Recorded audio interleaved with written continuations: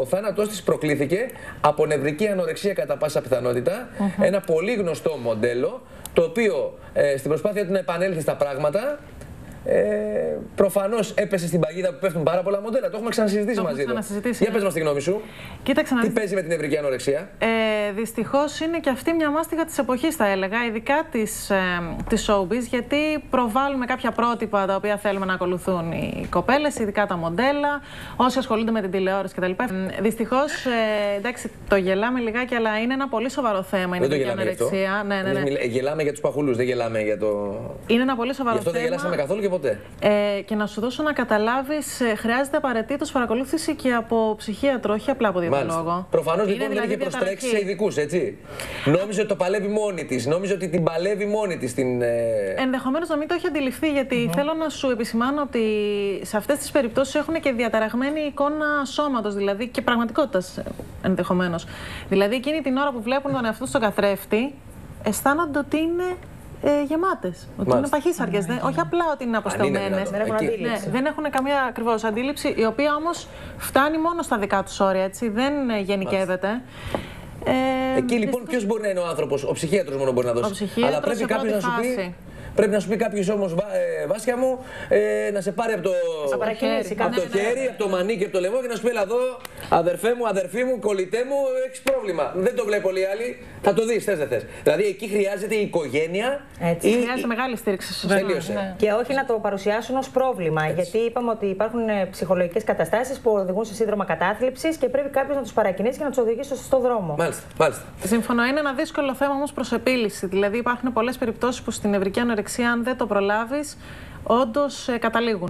Λοιπόν, καταλήγουν λοιπόν πάρα πολλές περιπτώσεις. Το κρατάω αυτό το σχολείο σου. Χρειάζεται συνδυαστική επίβλεψη και παρακολούθηση από διαιτολόγο, διατροφολόγο και ψυχίατρο.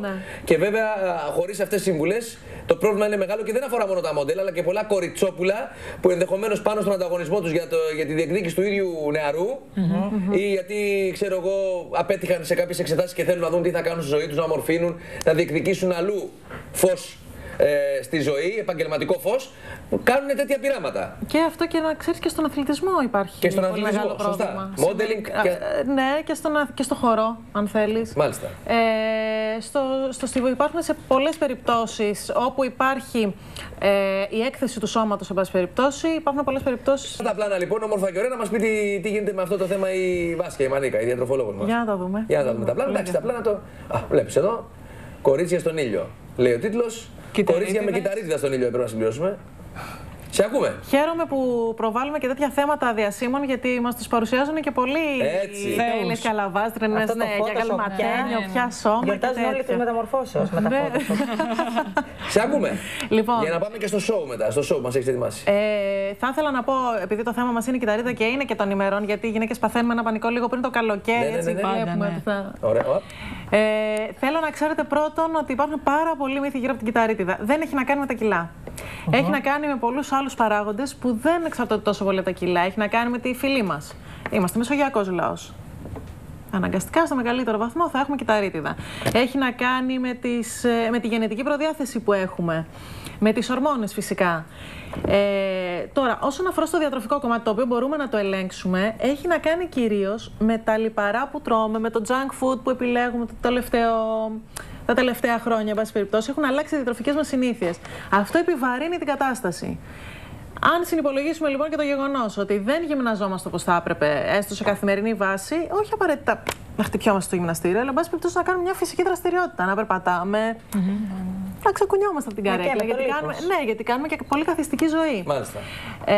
Επομένως, θα μπορούσαμε πάρα πολύ εύκολα δεν θα πω να εξαφανίσουμε. Έτσι, γιατί όπως είπα, εξαρτάται από πολλούς παράγοντες. Να μειώσουμε. Αλλά μπορούμε σίγουρα να μειώσουμε. Παυλίνα, ναι. Και κάποιες συμβουλές που θα ήθελα να δώσω είναι να τρώμε αρκετά φρούτα και λαχανικά, πολλά υγρά. Γενικά να είμαστε καλά ενυδατωμένες. Υδάτωση και αποφύγη των λιπαρών. Δεν χρειάζεται να αποφεύγουμε όλα τα υπόλοιπα υγρά. Όλα τα μη αλκοολούχα ποτά ενυδατώνουν, τα ψυχικά, ο καφές κτλ. Απλά αποφύγετε το αλκοόλ. Και είναι πολύ απλό αυτό που θα σας δώσω μια ακόμη πιο πρακτική συμβουλή. Χθες ήμουν στα Βραχιόλια και έφαγα. Παυλίνα, εσύ που ξέρεις. Ναι, στην ακτή του ήλιου. Μπράβο, στην ακτή του ήλιου και έφαγα. Παιδιά, καταρχήν έχει εκεί πάρα πολύ φτηνό καλαμάκι, να σου πω. 1,60. Καλαμάκι σερβιριζόμενο. Σερβιριζόμενο. Και ωραίο, όχι ξύγκι, ωραίο. 1,60 καλαμάκι σερβιριζόμενο δεν υπάρχει ούτε στο σουβλατζίδικο πια. Ούτε στο σουβλατζίδικο. Εγώ πήρα κάτι μπριζολάκια όπως τα λέει και τα παρήγγειλα κανονικά. Μου λέει κανονικά. Ναι, λέω, με πατάτες τηγανιτές και πιτούλες στεγνές. Και έρχεται μετά ο διπλανός μου και τι μου λέει. Και κάθεται στο διπλανό τραπέζι και τον ακούω. Λέει, ναι, θα ήθελα τα μπριζολάκια. Τα μπριζολάκια, ναι, λέω, το ίδιο πήρε, λέω, κοίτα. Με ψητά λαχανικά. Είδες. Έτσι. Έχω να φάω, μου λέει, πατάτες τηγανιτές ένα μήνα. Ανοίξαμε την κουβέντα. Λέω, μεγάλη με ψητά λαχανικά, εσύ. Έχω να φάω πατάτες τηγανιτές ένα μήνα. Και ήταν πολύ φυτο τύπος. Δεν χάνεις τίποτα. Δεν χάνεις τίποτα, μια ιδέα είναι. Πήρε τα πιτάκια του κανονικά. Γιατί πίτα με πατάτα τηγανιτή δεν κάνουν μαζί. Ακριβώς. Είναι υπερβολή, ναι. Πήρε τα πιτάκια του, πήρε τα ψητά λαχανικά. Νόμιζε ότι τρώει εκείνη την ώρα χαβιέρ. Λέει, πού τη ώρα τα ψητά λαχανικά μου λέει. Είδες που είναι όλα στο μυαλό μου. Όλα στο μυαλό είναι. Δεν στα έχω πει εγώ για την δίαιτα του Μάρκου. Στο μυαλό. Το έχεις πει και συμφωνώ. Και απλά να μην αλλάζουμε δίαιτες. Δηλαδή είναι πολύ σημαντικό, επειδή είναι προσωπική διατροφή για τον καθένα, να μην λέμε τι έκανες εσύ και αδυνάτησες, δώσε μου και εμένα τη διατροφή τη δική σου. Λοιπόν, πάμε στο χορευτικό μας τώρα. Αλλάζουν οι κάμερες, τρίβουνε, μένουν εδώ σε μένα, μένει η κεντρική και πάμε να δούμε την κοπέλα μας η οποία χορεύει. Θα κλείσουμε και με τραγούδι μετά με τα παιδιά τα οποία είναι εδώ για να μας πούν ποιο τραγούδι, Παυλίνα, σε λίγο. Να κάνω τον επίλογο από τώρα γιατί μετά είναι μουσικό το θέμα. Φέρτε πίσω τα κλεμμένα. Φέρτε πίσω τα κλεμμένα. Έτσι. Φέρτε πίσω τα κλεμμένα. Θα κλείσουμε λοιπόν με την Παυλίνα και με τους καλεσμένους της, οι οποίοι θα μας πούν το φέρτε πίσω τα κλεμμένα. Από εμένα, μια και είναι μουσικό το κομμάτι που ακολουθεί. Ευχές πολλές για μια πολύ ωραία μέρα, ένα ωραίο απόγευμα. Ευχαριστώ πάρα πολύ τη Βάση και τη Μανίκα που ήταν κοντά μου. Την Άννα τη Μαρκετάκη, τον Νίκο το Μανόλα, το σύζυγό της. Συγχαρητήρια, παιδιά, για το γάμο σας και καλούς απογόνους. Ευχαριστούμε πολύ, ευχαριστούμε. Και εδώ είμαστε για να τα ξαναπούμε, Μανούλα μου και Βάσια. Πάμε να δούμε την χορεύτριά μας. Πάμε να τη δούμε.